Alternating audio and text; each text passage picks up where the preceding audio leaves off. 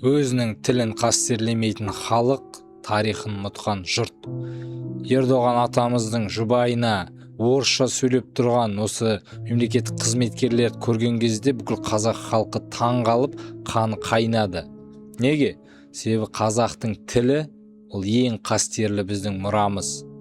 Ол дегеніміз ол күлтегіннен келе жатқан біздің тарихымыз. Ол Абайдың даналығы, ол Ахметтің күресі, ол Міржақыптың оян қазақ деген үні. Сондықтан біз өзіміздің тілімізді қастерлемесек, біздің батырлар ант берген тілді, шешендер елдің болашағын осы тілмен жеткізіп, осы ақындарымыздың мұңын қазақтың жеткізген тілімізді қастерлемесек, онда біз өзіміздің кім екенімізді ұмытқанымыз. Түркілер алдында, өзіміздің бауырларымыз алдында қазақша сөйлеу біздің парызымыз болған еді.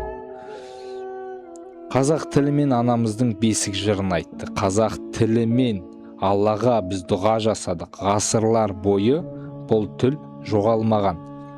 Тілімізден айырылу, бұл тамырымыздан айырылу. Өз тілін менсінбеген адам өз тарихында толық түсіне алмайды ешқашан.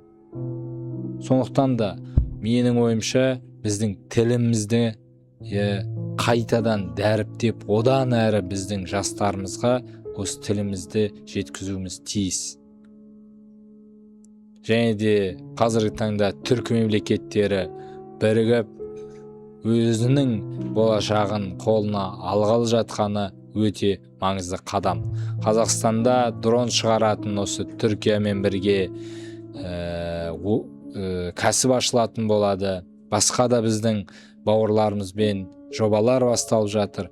Сондықтан біз рухымызда, ісімізде, болашағымызда, мақсатымызда, арманымыз бір болып, ұлы Түркістан құруға ұмтылуымыз тиіс. Бірақ ол үшін өзіміздің кім екенімізді есімізге алуымыз тиіс. Оян қазақ, көзіңді аш, көтер, басты.